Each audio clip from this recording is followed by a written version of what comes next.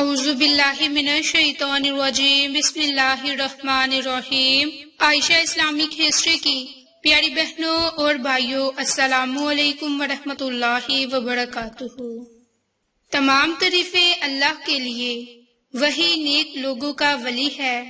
میں گواہی دیتی ہوں کہ اللہ کے سوا کوئی معبود برحق نہیں، وہ یکتا ہے، اس کا کوئی شریک نہیں۔ اور میں یہ بھی گواہی دیتی ہوں کہ حضرت محمد مصطفیٰ صلی اللہ علیہ وآلہ وسلم اللہ کے بندے اور آخری رسول ہیں۔ یا اللہ ان پر اور ان کے آل پر اور تمام صحابہ کرام پر اپنی رحمتیں، برکتیں اور سلامتی نازل فرما، آمین۔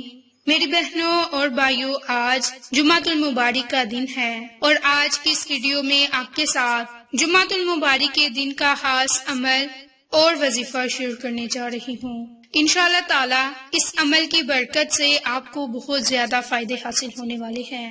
میری بہنوں اور بھائیوں، جمعۃ المبارک کی فضیلت کے بارے میں قرآن مجید میں ارشاد ہے کہ اے ایمان والو، جب نماز کے لیے جمعہ کے دن اذان دی جائے تو اللہ تعالیٰ کے ذکر کی طرف دوڑو اور خرید و فروخت چھوڑ دو، تمہارے لیے بہتر ہے اگر تم جانتے ہو۔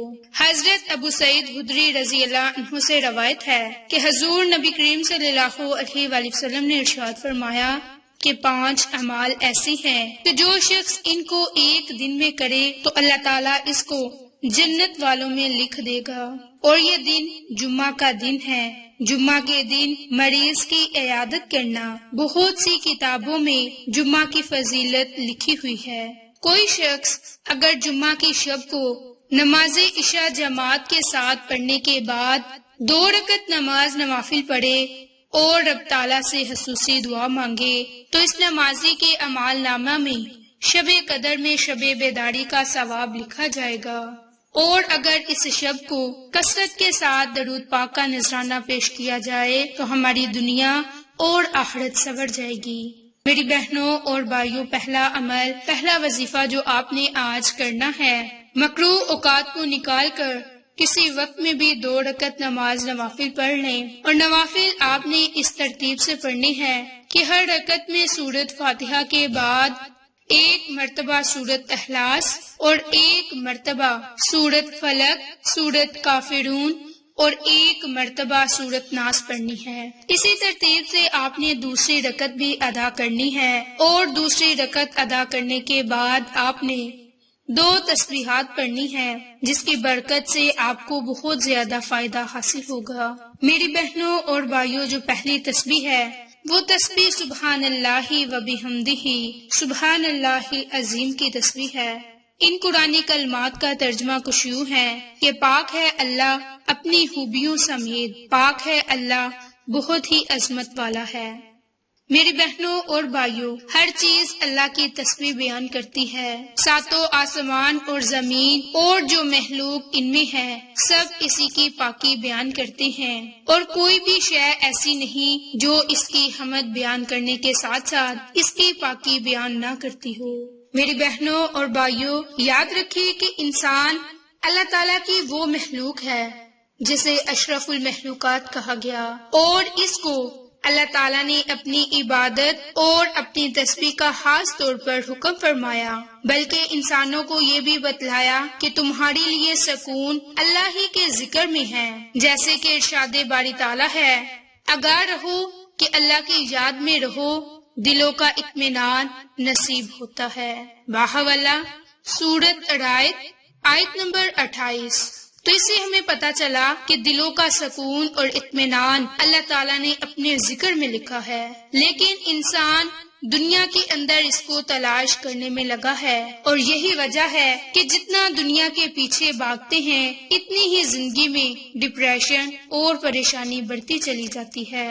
اس لیے ضروری ہے کہ سکون قلب حاصل کرنے کے لیے اللہ کا ذکر کثرت کے ساتھ کیا جائے، تاکہ اطمینان قلب حاصل ہو، اور اطمینان قلب ایک بہت ہی بڑی نعمت ہے، اور یہ ایک ایسی دولت ہے جسے خریدا نہیں جا سکتا۔ میری بہنوں اور بھائیوں، جو شخص سبحان اللہ و بحمدہ پڑھتا ہے، رب تعالیٰ اس کے نامہ اعمال میں 1,24,000 نیکیاں لکھ دیتا ہے۔ یہ سن کر مجلس میں ایک شخص نے عرض کیا کہ یا رسول اللہ صلی اللہ علیہ وآلہ وسلم، جب اللہ رب العزت کے دربار میں حسنات کی اتنی سخاوت ہے تو پھر ہم کیسے ہلاک ہو سکتے ہیں یا عذاب میں کیسے گرفتار ہو سکتے ہیں؟ تو اللہ تعالیٰ نے فرمایا، حقیقت یہ ہے کہ قیامت میں بعض آدمی اتنے عمل اور اتنے حسنات لے کر آئیں گے کہ اگر ان کو پہاڑ پر رکھ دیا جائے تو پہاڑ بھی ان کے بوجھ کو تحمل نہ کر سکے،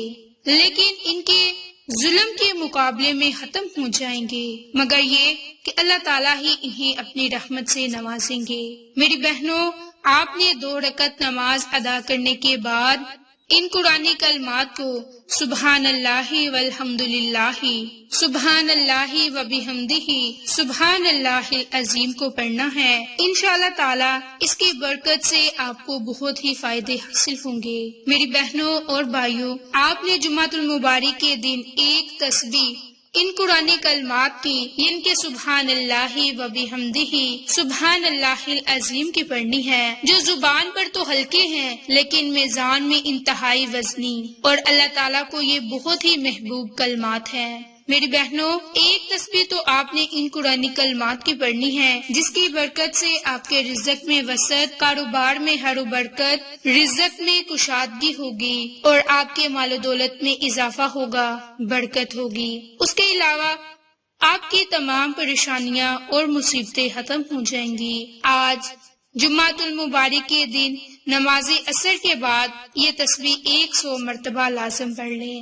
اب جو دوسری تسبیح پڑھنی ہے وہ آپ نے 2 رکعت نماز جب نوافل ادا کرنے ہیں تب ہی آپ نے اس وقت میں پڑھنی ہے، اور سبحان اللہ کی تسبیح آپ نے نماز عصر کے بعد پڑھنی ہے۔ یاد رکھیں کہ 2 رکعت نماز نوافل آپ نے مکروہ اوقات میں نہیں پڑھنے، اس کے علاوہ جب مرضی آپ نوافل پڑھ سکتے ہیں۔ تو میری بہنوں، جو دوسری تسبیح ہے وہ نبی پاک صلی اللہ علیہ وآلہ وسلم پر درود پاک پڑھنے کا نذرانہ پیش کرنا ہے، اور یہ عمل آپ نے بالخصوص جمعۃ المبارک کے دن کم سے کم 100 مرتبہ یہ تسبیح پڑھنی ہے، اور جمعہ کے علاوہ بھی آپ روزانہ کے معمول پر یہ دوسری تسبیح، ان کے درود شریف کی تسبیح پڑھ سکتے ہیں، کیونکہ درود پاک پڑھنے کی بہت زیادہ فضیلت اور برکات ہیں۔ اگر ہم نبی پاک صلی اللہ علیہ وآلہ وسلم کی ذات اقدس پر جمعۃ المبارک کے دن درود پاک پڑھ کر کوئی دعا مانگیں گے تو ہماری دعا ضرور قبول ہوگی۔ نبی پاک صلی اللہ علیہ وآلہ وسلم نے ارشاد فرمایا